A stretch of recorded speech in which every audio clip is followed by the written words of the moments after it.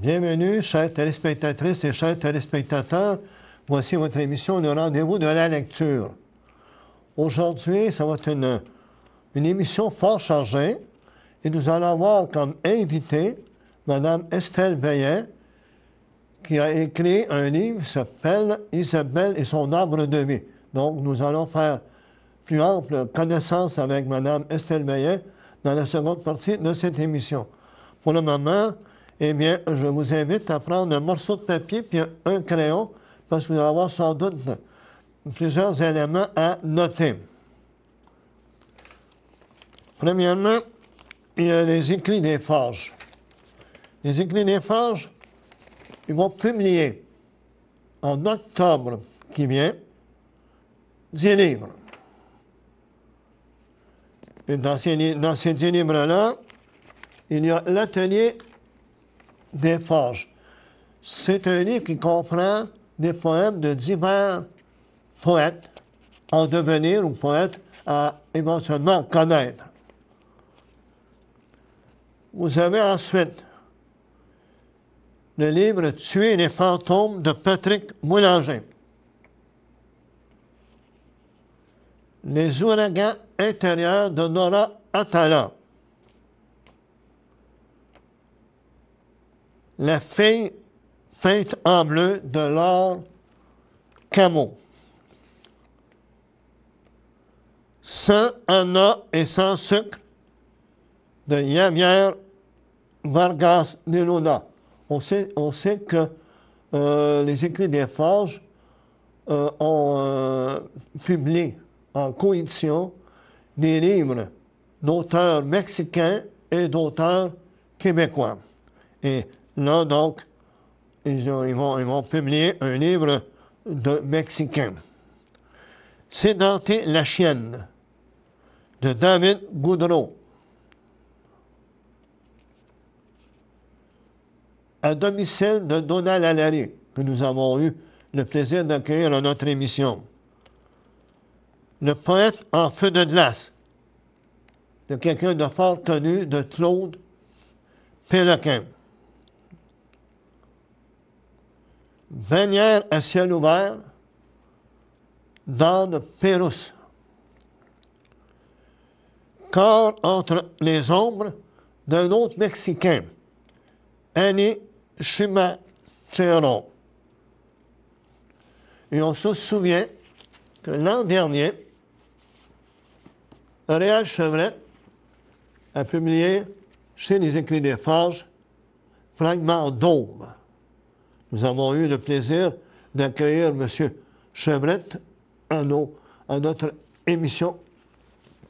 Là, c'est un livre fort intéressant, un livre de quelqu'un de Saint-Ignace de Loyola, donc quelqu'un de la région, donc un livre dont la poésie est d'une intensité assez incroyable. Je vais vous présenter maintenant le livre. Attendez un peu. Un livre de M. Claude de Daigneault. Et voici, excusez-moi, on me remet à l'instant le livre en question, Le Visiteur. Au fait, qu'est-ce que ça raconte? Ce livre-là, c'est chassé de leur réputation par la chaleur accablante. Pierrot et Glycocène ont décidé de dormir à la Belle Étoile, au bord du lac. Un étrange visiteur apparaît près d'eux, pendant que Glycocène rêve à un prince charmant et que Pierrot ronfle. Là, donc, on va découvrir, à travers le livre, quel est ce visiteur inconnu qui va bouleverser la vie de ces deux-là.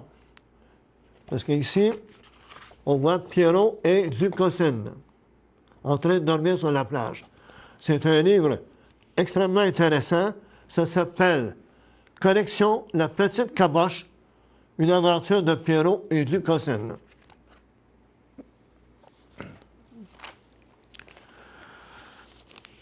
Il y a aussi un livre dont nous allons parler beaucoup au mois de septembre. Ce livre-là est de Mme Raymonde Baudouin. La vie dans les camps de bûcherons au temps de la Pitoune. C'est évident que c'est un livre ayant beaucoup de photos qui expriment un peu la vie dans les camps de bûcherons dans les années 1930, 40 et 50. Donc, il y a des expressions, dans ce livre-là, qu'on prend des expressions typiques aux bûcherons de ce temps-là. Vous avez même la nécessité un lexique à la fin. On donne un exemple, slusher la dompe, ce qui veut dire taper la neige pour épaissir et durcir la glace en l'endroit prévu pour y déposer le bois. Donc, vous avez de ces expressions-là tout au long de ce livre-là, et ça vous allez revivre sûrement l'aventure de ces personnes là, qui ont travaillé dans les camps de bûcherons. Donc, nous allons avoir un plaisir au mois de septembre. Eh bien, Mme Raymonde Baudouin va être notre invitée au mois de septembre. Vous avez un livre aussi dont je vous ai déjà parlé, qui mérite vraiment qui mérite d'être reparlé. Ça s'appelle « En cas de temps dans la Nodière ». C'est 16 auteurs qui parlent d'une vingtaine de municipalités de la région de la Nodière. Il y a de la présentation, un extrait de poème, des informations, des renseignements concernant le village visité ou la municipalité visitée. Comme ici, on a Saint-Félix-de-Valois, donc il y a ça. Et les photos qu'on y voit, ce sont des photos de jeunes, de camps de comité de jeunes de la Nodière. Et ensuite, bien entendu, nous avons le conte. Chacun des auteurs avait un conte à produire sur le village retenu.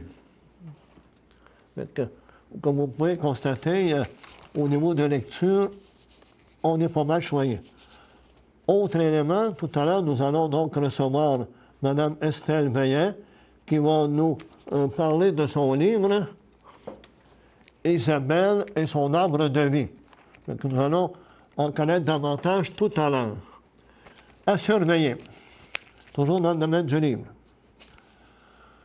Au mois de novembre, Jean-Pierre Veillet, qui possède une petite maison d'édition, la Mine d'Or, eh bien, va publier 2 livres. Donc, à surveiller les 2 livres publiés par les éditions La Mine d'Or de Jean-Pierre Veillet.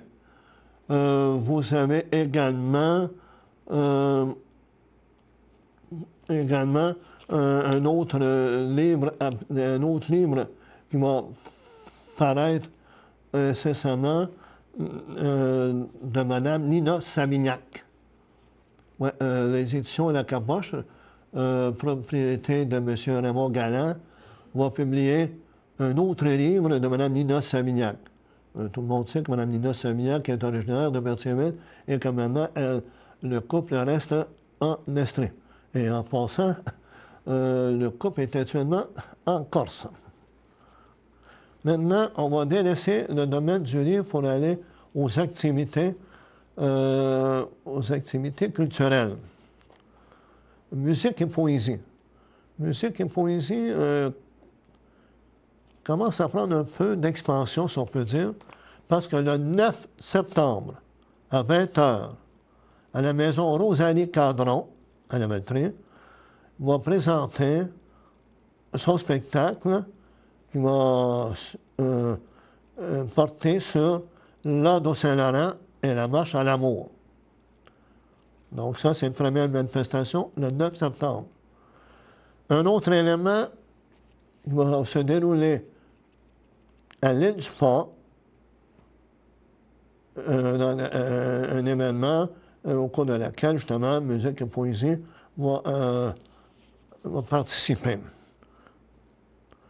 Ce 27 septembre, hein, la journée à retenir, c'est le 27 septembre 2014, sur les sentiers de la CRB, l'après-midi, des artistes en art pictural vont se produire dans les sentiers de la CRB.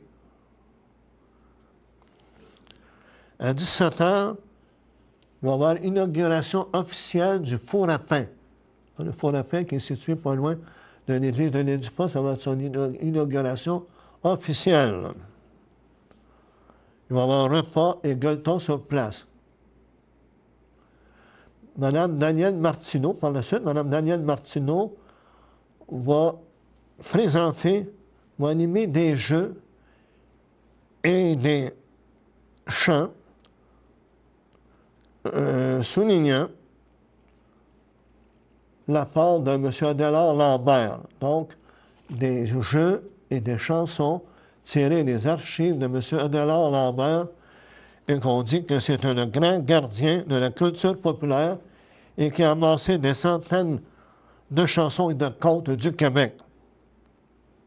Et Mme Martineau, c'est une joueuse d'accordéon. Ensuite, ce sera la soirée du maire de l'Île-du-Pas. C'est le musicien Christian S. Broca qui donnera le spectacle.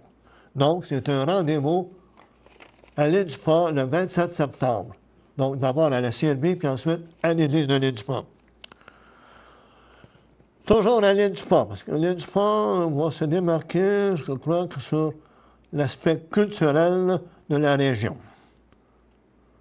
Il y a un automne fort actif sur le plan culturel. Le 1er octobre encore, le groupe Musique et Poésie vous attend à l'église de l'Île-du-Pas à compter de 19h30. On vous présentera des poèmes de Pierre Perrault. Le 11 octobre, c'est une journée de porte ouverte pour les églises de la Naudière. Donc, une journée porte ouverte pour l'église de l'Île-du-Pas, de Saint-Ignace, de Berthier, de la chapelle des Cuthberts aussi. Donc, le 11 octobre, à partir de 10h le matin jusqu'à 16h, ce sont une journée de porte ouverte pour les différents temples religieux de la région.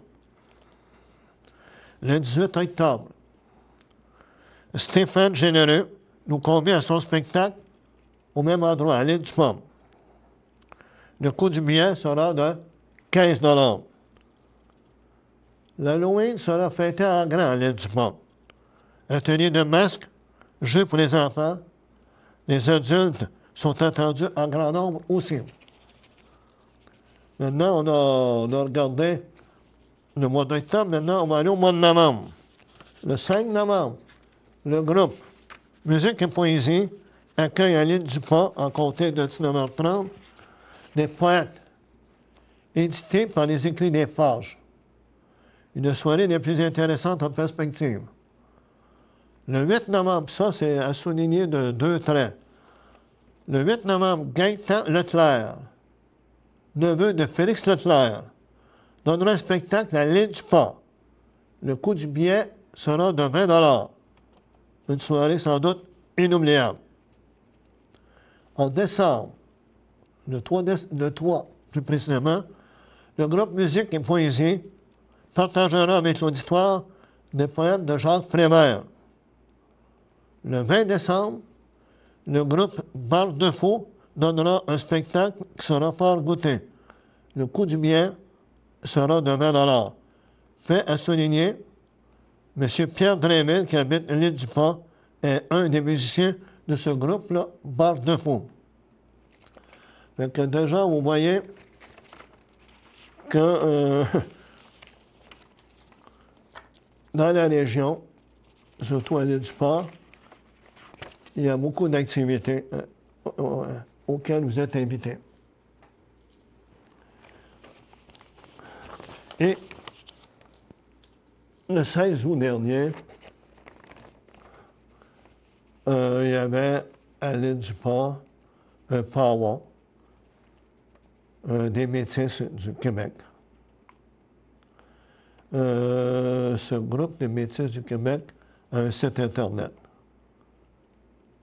Donc, le site Internet, c'est www.métisquebec.com. C'est vraiment un très beau site organisé, fabriqué pour, des Métis du Québec. Lors de donc, j'ai filmé cette rencontre le 16 août dernier, sous la pluie. Mais quand même, ça n'a pas nuit à l'ambiance festive. Et j'ai fait la connaissance de M. Robert Lalonde, un métis avec du sang Micmac. Ce M. Lalonde a écrit 2 recueils de poèmes. Le premier, La saga des saisons. Le deuxième recueil, Au ressac du large. Dans ce dernier recueil de poèmes, il y a un poème dédié à Louis Riel. Ces 2 recueils de poèmes ont été publiés par les éditions du Saule. Il s'agira peut-être à ce moment-là de s'informer si on peut trouver ces livres à la librairie Martin ou autrement. Donc, je répète les noms. La saga des saisons, Au ressac du large, les éditions du Saule. Et si je vous permettez, je vais finir l'émission, c'est-à-dire la première partie, par un poème de M. Robert Lalonde. Le poème s'intitule Willalin. Willalin, ça veut dire merci en Micmac. Voici le poème. Merci pour la nature et ses formes variées qui font de nous les rois de l'aventure. Merci pour le vent et les fleurs sur les pas du bonheur. Merci pour l'eau qui irrigue les terres afin d'unir le temps au feu des volcans, dont la flamme s'élève sur les flancs de l'amour. Merci pour la vie dans les veines, de jour et de nuit, dans la joie et la peine, afin de récolter au loin les fruits du levain.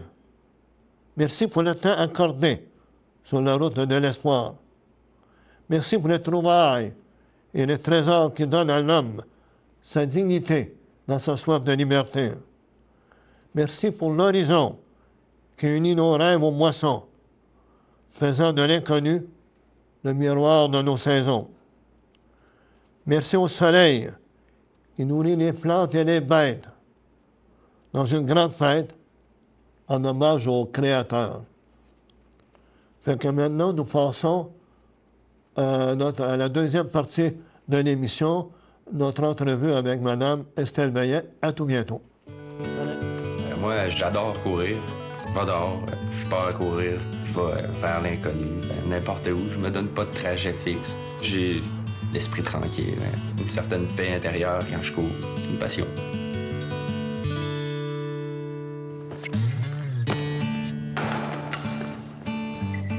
S'entraîner régulièrement, aller à l'école, c'est relié à la persévérance. Pour faire ça, il faut être organisé.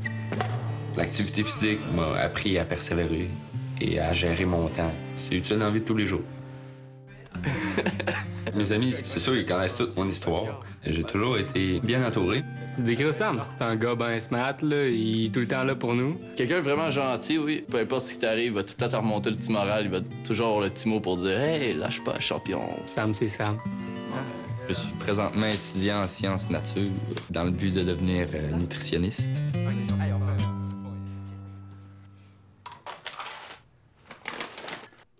C'est sûr que la nutrition, c'est très important pour moi. Si je veux être capable de faire tout ce que je fais, j'ai pas le choix, là. On le voit dans sa vie, les choses qu'il a entrepris. Il a pris les moyens en conséquence. Il a toujours voulu les mener jusqu'au bout. Il veut toujours se dépasser lui-même. Il se pousse à fond tout le temps. C'est à la naissance qu'on l'a vu. Samuel avait une jambe plus courte que l'autre. Même s'il y avait une malformation à sa jambe droite, le pied était tout là. Suite à ça, on a décidé de prendre l'amputation.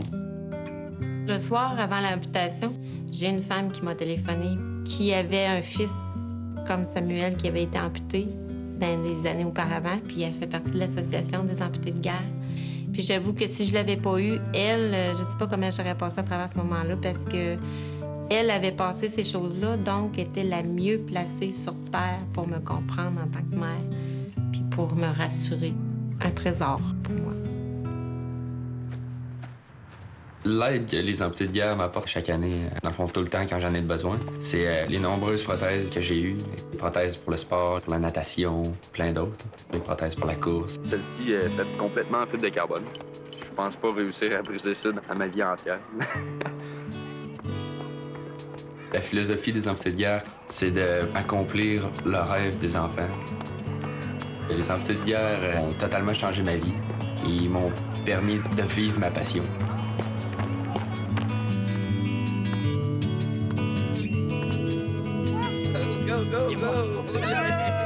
Le dernier séminaire qu'on a fait, c'est là que Samuel a rencontré Emmanuel.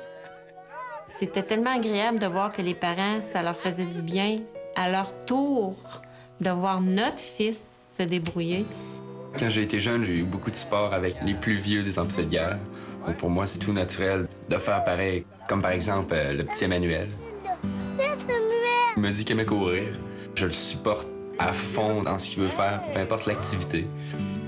Puis je vais être prêt à aider n'importe qui. Emmanuel, il vient d'avoir 4 ans. L'année prochaine, c'est la rentrée scolaire, puis c'est ça qui me travaille un petit peu, que je sais pas trop comment...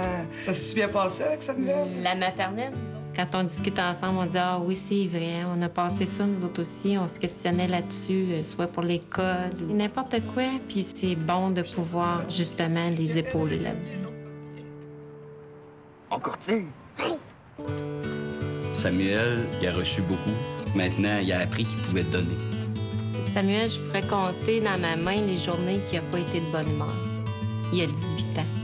Je le vois comme un encouragement, pas juste pour moi en tant que mère, mais pour ceux qui côtoient.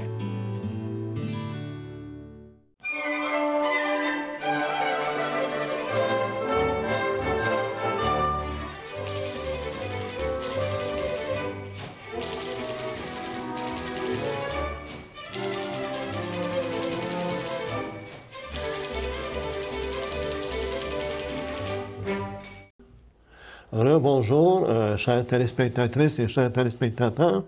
Comme mentionné dans l'introduction, nous avons le plaisir de recevoir aujourd'hui Mme Estelle Veillet. Bonjour, Mme Veillet. Bonjour, M. Kipton. Bon. Mme Veillet a écrit un livre qui s'appelle Isabelle et son arbre de vie. Avant d'aller plus loin, j'aimerais en connaître davantage sur vous. Vos parents et vous, dans votre famille, là, comment vos parents, est-ce qu'ils étaient des grands lecteurs, premièrement? Non, mes parents n'étaient pas des grands lecteurs. Mon père, la seule chose qu'il lisait à l'époque, c'était ce qu'on appelait la presse ou le Journal de Montréal. Mais à part ça, ni ma mère ni mon père étaient un lecteur. Ma mère, par contre, écrivait toujours son journal intime. Ah oui? Oui. Puis elle nous disait, comme conseil, c'était comme d'écrire un journal intime. Mais il ne fallait pas que ça soit trop intime, par contre. Mais vous preniez plaisir à avoir votre journal intime, je pense, dès votre bon âge. C'était plus, je vous dirais, journal intime, oui, dans un sens, mais dans l'autre, c'est plus aussi des poésies, des faits concrets. Ça a toujours été le vécu de la famille, le vécu de l'entourage, ce qu'on vit à l'école, ce qu'on vit un peu partout, en fait. Ah bon, oui, d'accord. Oui, c'était un journal intime, mais qui avait toujours un petit peu d'imaginaire quand même. Un peu d'imaginaire, bon, oui. D'accord. Donc, ensuite de ça, donc, vous avez grandi, mais ce goût d'écriture vous a toujours suivi, hein? Exactement. Vous a toujours suivi. Et puis, donc, vous avez écrit ce livre-là. Comment vous est venue l'idée d'écrire Isabelle et son arbre de vie? Tout d'abord, moi, je suis fibromyalgique. Et au cours de ma vie, au cours des événements de ma vie, plutôt, je devrais dire, j'ai eu l'occasion de rencontrer une dame. Oui, oui. Que j'ai nommée Isabelle Morel, bien sûr, qui est un nom fictif. Exactement. Qui est atteinte de fibromyalgie et de bipolarité. Oui. Je me suis dit, à un moment donné, ça serait intéressant que les gens entendent son histoire. Comment elle a vécu ces maladies-là? C'est quoi les préjugés envers les gens qui en sont atteints? Comment vivent les gens, la famille, les amis? C'est quoi le comportement des gens alentours? Les effets aussi, secondaires, si je peux dire, Exact. qu'ils subissent. Exact. Que ce soit la personne qui est atteinte ou les gens qui les abordent. Les soins qu'ils reçoivent. Oui. Comment sont-ils? Sont-ils adéquats et tout ça? Fait que j'ai eu le goût de partager ça, ce vécu-là, qui est plein d'événements, que ce soit positif ou négatif. Je vous dirais peut-être un peu plus négatif que positif, mais avec une fin très positive. Puis une richesse qu'Isabelle nous apporte, puis une compréhension qu'elle nous donne, qu'elle nous offre comme cadeau de lecture, en nous disant, regardez, vous n'êtes pas les seuls dans des maladies ou des événements de la vie qui ne sont pas agréables. Exact. Mais on a tous en soi une force à l'intérieur de nous. Exact. Et ça, c'est une richesse. Si vous me permettez, dans votre, justement, on pourrait dire, dans votre introduction, vous avez une phrase que vous avez fait, vous attribuez à Isabelle. La vie n'est pas toujours facile. J'en sais quelque chose. Cependant, lorsque la vie nous grise, il nous fait mal, il faut s'accrocher au petit bonheur de chaque jour. Est-ce que l'on a déjà? En chacun de nous se trouve une force inestimable. Donc, on peut se poser, en faisant ça, on a à peu près l'idée globale de ce que va nous enseigner le livre. C'est-à-dire qu'en nous, peu importe, comme vous disiez tout à l'heure, les épreuves qu'on peut avoir, les difficultés qu'on peut avoir, il y a toujours en nous une force intérieure. Et puis, il y a aussi, vous faites dans la page 9, une chanson de Mme Marie-Hélène Thibert. Et je crois qu'en lisant les deux premières strophes, vous allez nous donner un peu une orientation également. Ça vient renforcer ce que je viens de dire avec la force intérieure. Ça s'appelle justement une force en toi. Voulez-vous le lire, s'il vous plaît? Le titre, comme vous venez de dire, est une force en toi. Si trop de gens, trop de fois, t'ont fait perdre la face, tu n'as qu'à franchir un pas pour te faire une place. Délaisser tes ombres et tes prières, et de la pénombre à la lumière, suivre le chemin de la confiance. Cette route est la seule évidence, comme une force en soi qui nous retient, qui nous soulève, bien plus que l'on croit. Quand on a mal et qu'on en crève, cette force en toi, plus qu'un refuge et qu'un abri, c'est l'instinct qui te redonne la vie. Donc, si on a ça, j'ai l'impression que si on se rappelle ça tout au long de notre lecture, on est sûr que quand Isabelle vit des expériences difficiles, tôt ou tard, la force qui l'habite comme on vient de dire, va la soulever et va lui apporter la force nécessaire, justement, l'élan nécessaire pour vaincre cette épreuve. Écoutez, il y a une chose qui m'intéresse beaucoup. Et je demande aux téléspectateurs de porter attention sur la page couverture de ce livre-là. Voulez-vous commenter un peu ça? Absolument, avec un énorme plaisir. La page couverture, c'est moi qui l'ai dessinée. Et j'y tenais beaucoup parce que je trouvais que le dessin représentait très bien ce qu'il y avait à l'intérieur du livre. Et la vie d'Isabelle Morel, bien entendu. Donc, c'est un arbre. Pourquoi un arbre? Isabelle, son arbre de vie. Parce qu'Isabelle, elle compare sa vie à un arbre. Parce qu'un arbre vit toutes sortes de sévices au cours de sa vie. les insectes, les assauts de la grêle, la neige, le froid, etc. Et donc, j'ai dessiné un arbre. L'arbre est d'une verdure remplie de feuilles, un cœur blessé, tout d'abord, mais avec une branche tout plein de feuilles vertes, qui nous rappelle que même un cœur blessé peut guérir. Le cœur qui est au côté, complètement guéri, rétabli de tous les événements négatifs de la vie. Les notes de musique, à chaque événement de notre vie, négatif ou positif, il y a toujours une chanson qui nous ramène, si je peux dire, à l'ordre, qui nous ramène sur le bon chemin. Donc, les notes de musique, la colombe pour la sérénité. La sérénité qui nous rappelle d'être détendu, qui nous rappelle la douceur, qui nous ramène aussi à nous-mêmes, à se reprendre en main, à reconquérir nos valeurs. La chandelle, qui nous rappelle aussi que la lumière nous ravive, que ce soit le soleil. La lumière peut être aussi la prière. La lumière peut être un événement joyeux qui nous arrive après une intempérie épouvantable dans notre vie, qui nous éclaire sur notre chemin. Le petit papillon qui est à côté, qui est la naissance ou la renaissance. Naissance d'un enfant, naissance d'une fleur, naissance d'une nouvelle vie, d'un nouvel amour. En fait, tous les genres de naissance. Les petits pas, les pas d'hier, les pas d'aujourd'hui et les pas à venir. Donc, les pas qu'on fait tout au long de notre vie et même après. La petite bonne femme qui a une chevelure feuilletée, au sourire. Donc, sa vie est épanouie et satisfaisante. L'autre, qui est à l'autre extrémité de l'arbre, qui fait de l'arbre, mais une chevelure verte, de verdure, donc vers le bon chemin.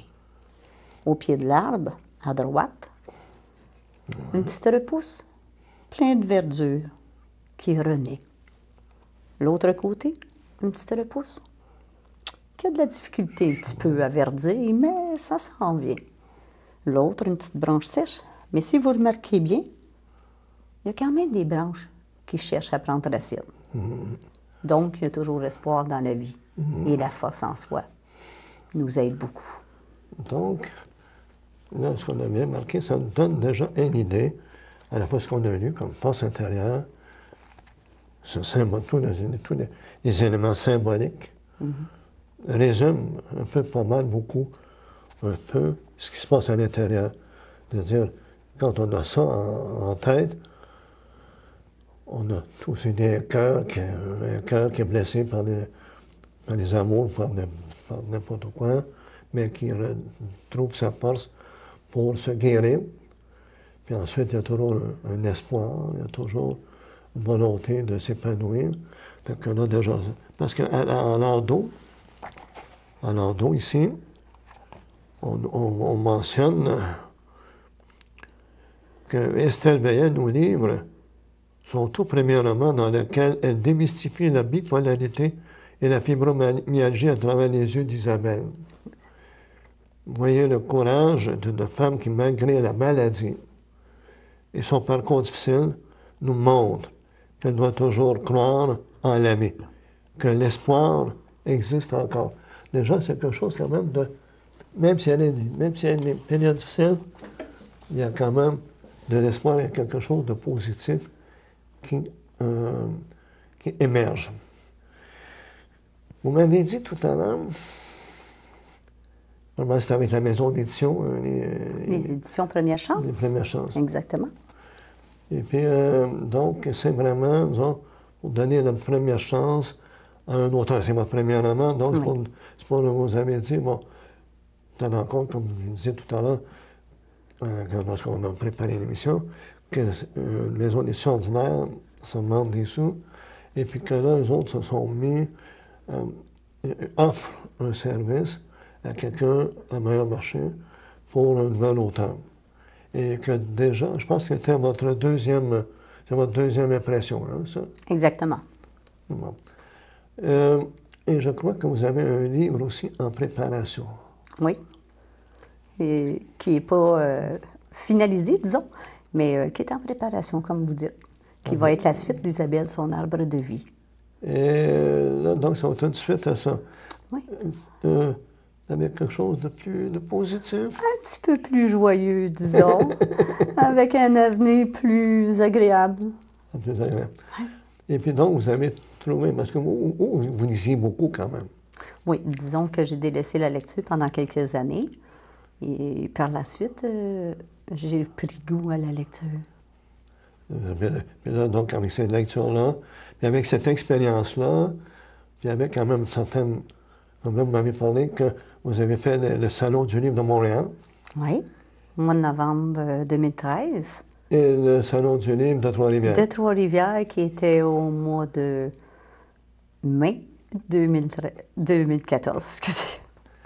Non, mais vous avez cette expérience-là, vous l'avez beaucoup appréciée, ou que des gens s'arrêtent autour de vous et disent, ben oui, là... Énormément, énormément. C'est de rencontrer des auteurs connus aussi, qui est une chose fabuleuse. De rencontrer des auteurs aussi québécois, qui sont dans la même équipe que nous aussi, puis de voir là où ils sont rendus. Exact. Ça nous donne une valorisation, un encouragement. Vous nous dites, regarde, continue, là. Tu sais. Parce que vous avez recueilli des commentaires positifs suite à votre... Absolument. Ça aussi... Donc, ça doit aider un petit peu. Oui, c'est très agréable parce que, comme je dis toujours, moi, j'ai été souvent, dans ma jeunesse, une personne qui n'avait pas confiance en moi. Oui, oui. Et ça m'a apporté beaucoup de confiance en moi. Le fait de dire une certaine valorisation aussi, hein, Oui. dans ce qu'on fait ou ce qu'on vit. Et puis ça m'a apporté ça, cette confiance-là. Puis que les gens te disent, hey, continue, j'aime ça ce que tu dis, j'aime ça la façon dont tu le dis. Hey, c'est peut-être pas pro, mais j'aime ça. C'est encourageant, ça l'enrichit. Ça l'enrichit. Oui. Bon.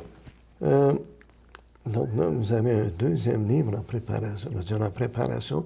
Vous germez ça. Mais vous faites également de la poésie. Oui. Qui date d'encore plus loin que les romans. Beaucoup plus loin. Donc, à tous les jours ou à tous les 2 jours? Je vous dirais un petit peu à tous les jours.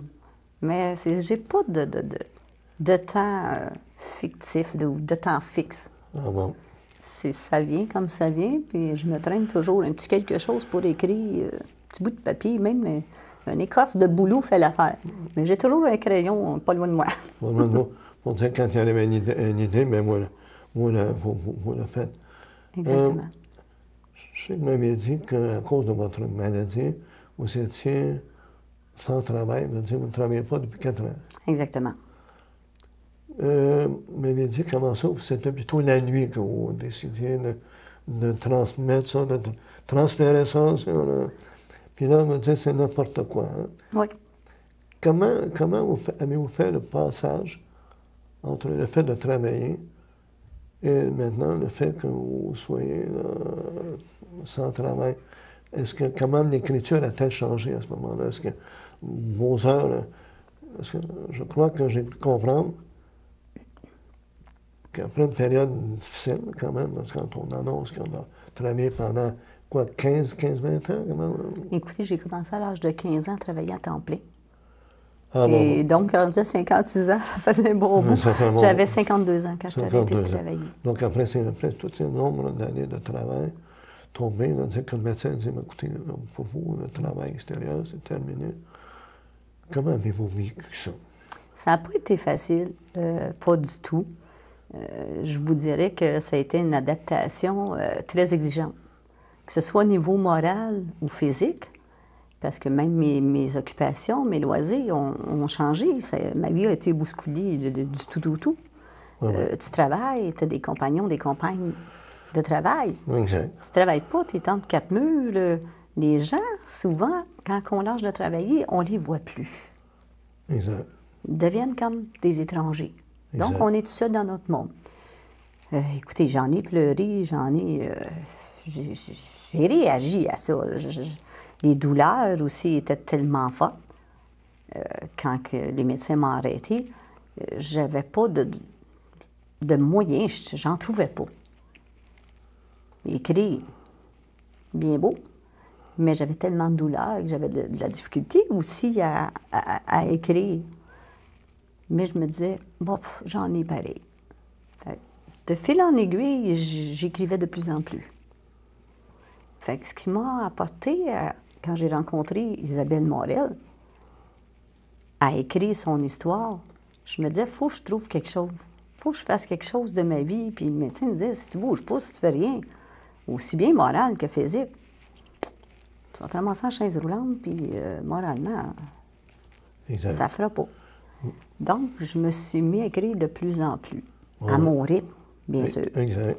Je me suis mis à faire de plus en plus de marches aussi. Exactement. Rapide pour entraîner mes muscles, puis qu'ils ne soient pas trop coincés, disons.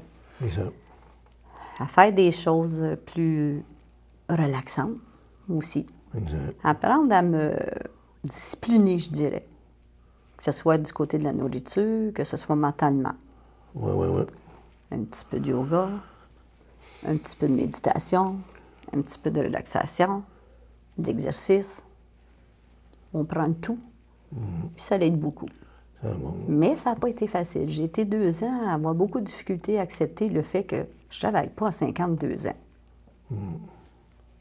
Puis je fais quoi? Je fais quoi de ma vie? De là est venu, comme je vous disais tantôt. L'idée de ce que vous aviez commencé avec Isabelle, vous avez dit, ben, maintenant, le but, c'est d'écrire, de publier un livre racontant l'histoire d'Isabelle, qui devient comme un exemple pour tout le monde.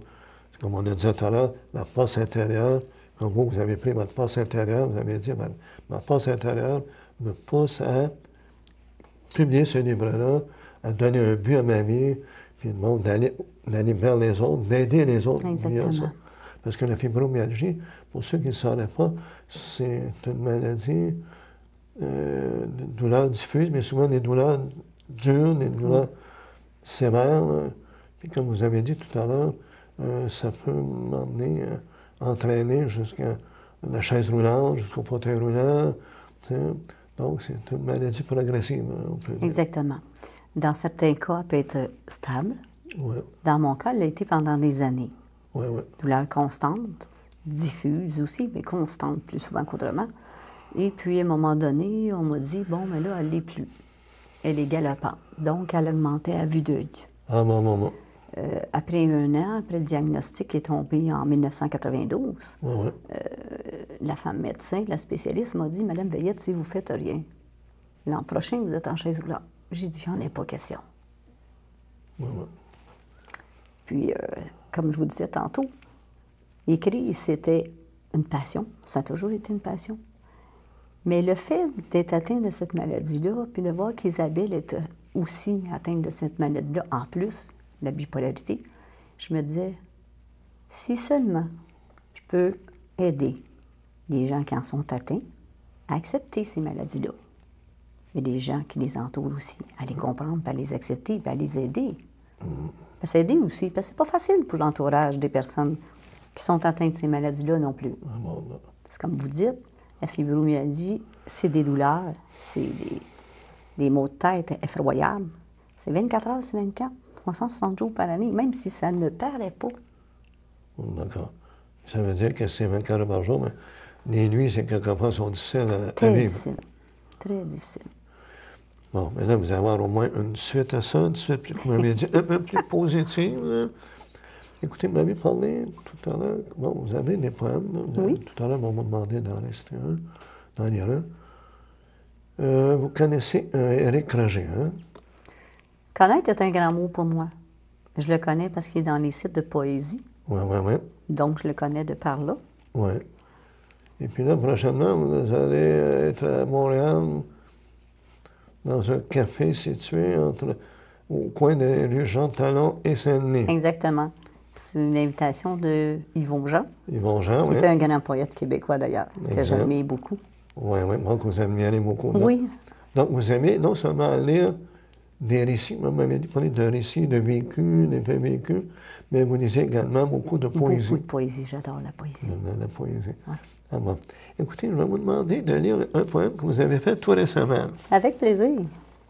J'ai écrit ce poème-là, comme je vous disais tantôt avant qu'on commence l'émission, Parce que hier, ça faisait...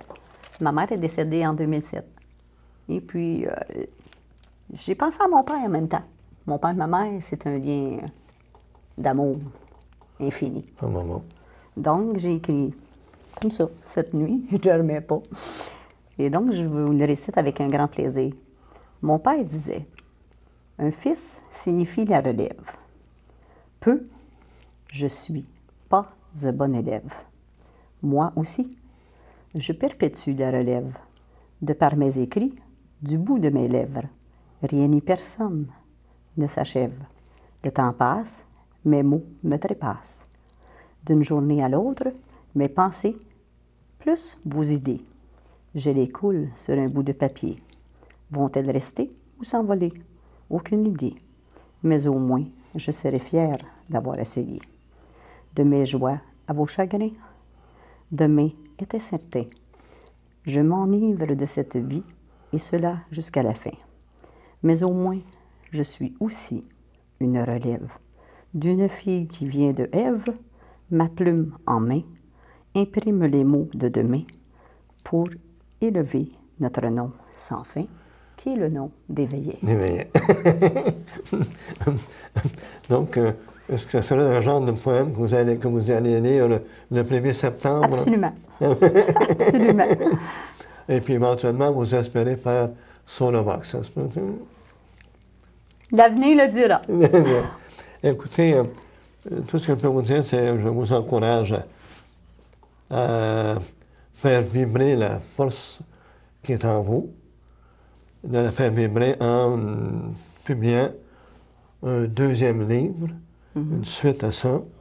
Et puis, je vous souhaite également qu'à un moment donné, il y ait un recueil de poèmes de vous qui soit publié également.